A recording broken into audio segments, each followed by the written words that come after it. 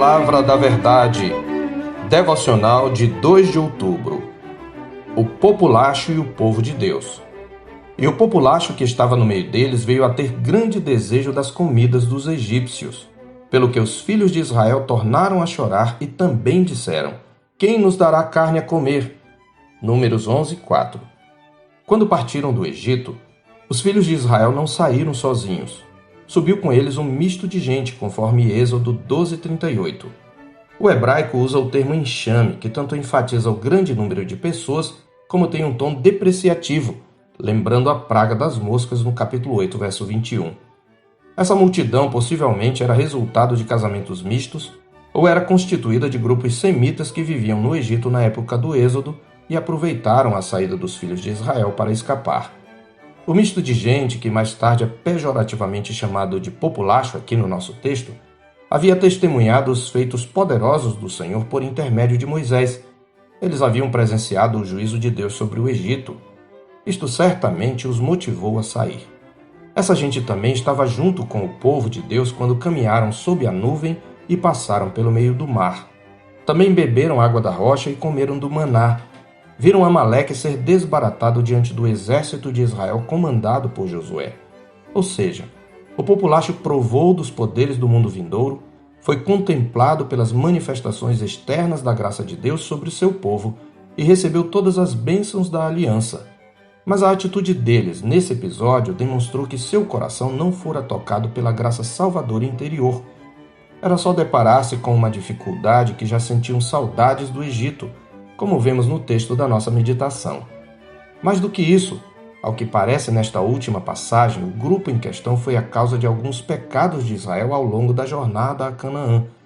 O capítulo 11 de Números começa dizendo que o povo se queixou de sua sorte e por sua murmuração o Senhor fez descer fogo sobre as extremidades do arraial, no verso 1. Temendo a ira do Senhor, o povo clamou a Moisés, que intercedeu por eles de modo que o fogo se apagou, no verso 2. Era uma boa oportunidade para cada um refletir sobre seu pecado. Mas o fogo do juízo divino mal se apagara e o populacho que estava no meio deles reacendeu as chamas do descontentamento com sua murmuração.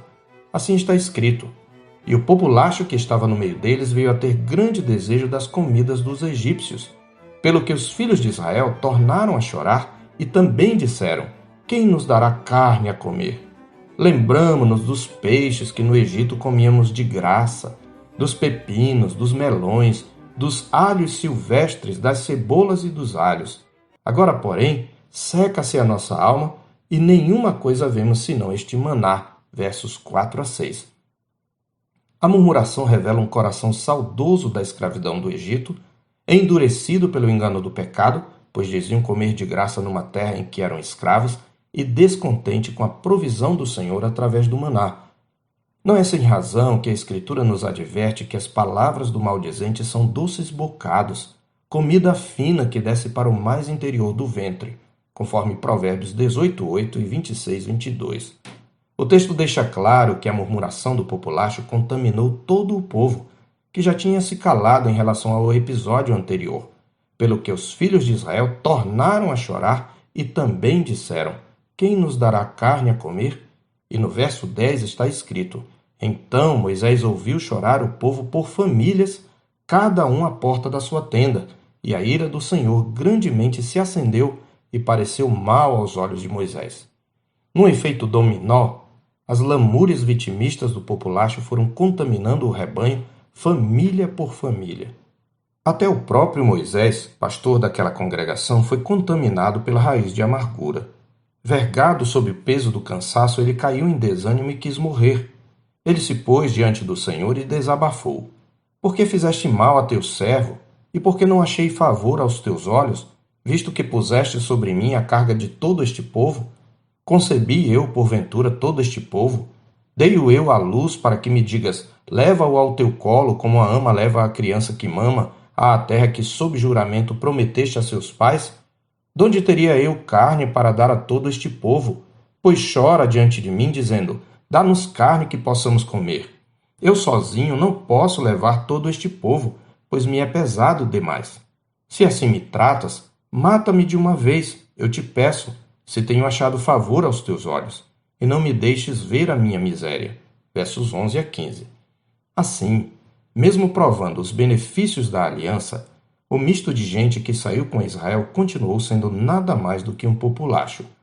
Não é razoável pensar que não houvesse no meio deles honrosas exceções, pessoas que, não obstante sua origem pagã, demonstravam por suas atitudes serem parte do genuíno povo de Deus. Mas, na sua maioria, as pessoas desse grupo permaneceram um populacho no meio do povo de Deus. Hoje as coisas não são diferentes. Existe muita gente no meio do povo da aliança que, na verdade, nada mais é do que populacho. São pessoas que foram abençoadas com a aliança de Deus, mas cujo coração permanece endurecido para com o Deus da aliança. É gente que gosta de receber bênçãos, mas na hora da crise logo geme pelas iguarias envenenadas do Egito. Gente que com suas murmurações acaba influenciando mentes, contaminando corações, perturbando a paz e prejudicando o processo de santificação da igreja. Há um fardo no ministério pastoral que um pastor fiel carrega com alegria, mas o fardo provocado pelo populacho suga o ânimo e a paciência de qualquer um, até mesmo um Moisés, conhecido como varão muito manso, mais do que todos os homens que havia sobre a terra, conforme capítulo 12, verso 3. E o pior de tudo é que o populacho nem sempre é reconhecido como tal. Alguns estão há tanto tempo infiltrados no meio da igreja que a gente jura que são irmãos. Tendo aprendido alguns costumes, gestos e linguagem dos crentes, imitam-nos confundindo-se com eles. Às vezes uma crise vem revelar o verdadeiro caráter dos membros do populacho. Por isso os tempos de crise na igreja, posto que dolorosos, são benéficos para a saúde do povo de Deus. Em tempos assim é que o populacho põe as unhas de fora, deixando entrever sua verdadeira identidade. Tendo sido descobertos, muitos saem, cumprindo o que diz a Escritura. Eles saíram de nosso meio, entretanto não eram dos nossos, porque se tivessem sido dos nossos, teriam permanecido conosco. Todavia eles se foram para que ficasse manifesto que nenhum deles é dos nossos. 1 de João 2,19. Diante dessa realidade, a fim de não sermos contaminados pelo populacho infiltrado na Igreja de Deus, cumpre-nos atentar para as muitas advertências da Escritura, como por exemplo a que está em Romanos 16, versos 17 e 18. Rogo-vos, irmãos, que noteis bem aqueles que provocam divisões e escândalos, em desacordo com a doutrina que aprendestes. Afastai-vos deles, porque esses tais não servem a Cristo nosso Senhor, e sim a seu próprio ventre, e com suaves palavras e lisonjas enganam o coração dos incautos. Antes de tudo, porém, é necessário sondarmos nosso próprio coração para saber se, porventura, não abrigamos o descontentamento e a saudade da escravidão do pecado.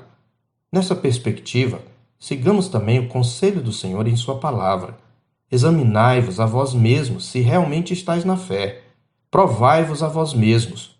Ou não reconheceis que Jesus Cristo está em vós? Se não é que já estáis reprovados. 2 Coríntios 13, 5. Em outras palavras, devemos sempre nos perguntar: eu pertenço ao povo de Deus ou sou do populacho? Eu sou o pastor Marcos Augusto, pastor da Terceira Igreja Presbiteriana de Boa Vista, em Roraima. Tenha um bom dia na paz do Senhor Jesus.